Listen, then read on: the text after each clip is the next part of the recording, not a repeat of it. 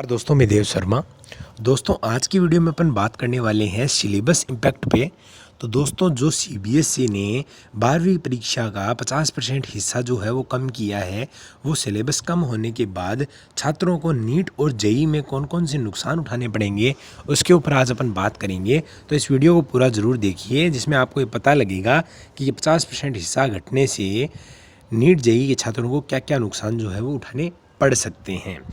देखते हैं दोस्तों, सीबीएसई ने 30 और माध्यमिक शिक्षा बोर्ड ने 40% सिलेबस कम किया है। इससे परीक्षार्थियों को राहत तो मिलेगी, लेकिन इसका नुकसान नीट और जेईई परीक्षाओं के छात्रों को झेलना पड़ेगा। 12वीं बोर्ड विज्ञान वर्ग में कम हुए सिलेबस में आरबीएसई का 35% भाग तो सीबीएसई का 40% हिस्सा प्रतियोगी परीक्षाओं में पूछा जाता है। कॉमर्स में यह अधिकतम 50% है। गणित में बीजगणित, अर्थशास्त्र में अंतर्राष्ट्रीय व्यापार और बजट, भारतीय अर्थव्यवस्था, व्यवसाय अध्ययन और जीएसटी मार्केटिंग, बायोलॉजी में प्रजनन जैसे कई महत्वपूर्ण टॉपिक हटाए गए हैं। अभी तक प्रतियोगी परीक्षाओं के लिए कोई गाइडलाइन नहीं की है जारी, न ही सिलेबस कटौती के निर्देश दिए गए हैं। ऐसे में इसकी तैयारी कर रहे छात्रों को पूरा सिलेबस पढ़ना होगा। एक्सपर्ट्स की राय जाने तो बोर्ड सिलेबस से अलग प्रतियोगी परीक्षाओं के आरबीएसई छात्रों को कॉमर्स में 50% तो सीबीएसई छात्रों को केमिस्ट्री में 35% कोर्स के लिए तैयारी करनी होगी। रसायन, दोस्तों, राजस्थान बोर्ड के छात्रों को अधिकतम 50% का नुकसान जो है वो हुआ है। रसायन विज्ञान में आरबीएसई ने 8 चैप्टर तो वहीं सीबीएसई ने 16 चैप्टर के कंटेंट में कटौती की है। एक्सपर्ट्स की माने तो चैप्टर में कटौती भले ही सीबीएसई ने ज़्यादा की है, लेकिन राज्य बोर्ड के छात्रों को भी इससे 40% तक नुकसान होगा।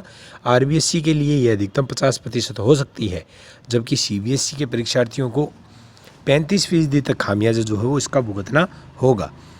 बायोलॉजी, दोनों बोर्ड की कटौती इस विषय में एक समान है। प्रतियोगी परीक्षाओं में पूछे जाने वाले सवालों का 12% तक हिस्सा बोर्ड सिलेबस से हटाया गया है। आरबीएसई ने यह हिस्सा 12% तो सीबीएसई ने यह हिस्सा 10% तक हटाया है। आरबीएसई ने 10 चैप्टर हटाए तो वहीं सीबीएसई ने चैप्टर्स के कंटेंट में कटौती की है, लगभग 6। जीव विज्ञान के मुकाबले वनस्पति विज्ञान के कंटेंट अधिक हटाए गए हैं। अब अपन मैथ्स की बात कर लेते हैं, जो कि जेईई के लिए महत्वपूर्ण है। तो आरबीएसई ने बीजगणित सहित 7 अध्यायों में कटौती की है। वहीं सीबीएसई ने 13 चैप्टर के अंश हटाए हैं, जबकि सीबीएसई का हटाया गया भाग 15% और आरबीएसई का 10% भाग प्रतियोगी परीक्षाओं का हिस्सा है। सीबीएसई ने अवकलन, समाकलन जैसे महत्वपूर्ण अध्यायों में कटौती की है। जेईई में इससे कई सवाल पूछे जाते हैं और ये इजी भी होते हैं, जिसके चलते मैथमेटिक्स का जो है वो आसानी से पेपर हल कर लिया जाता है। बट अब जो है वो इसमें कटौती कर दी गई है।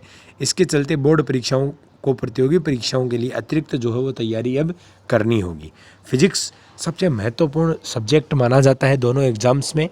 तो दोस्तों, सबसे ज़्यादा कटौती इसी विषय में की गई है।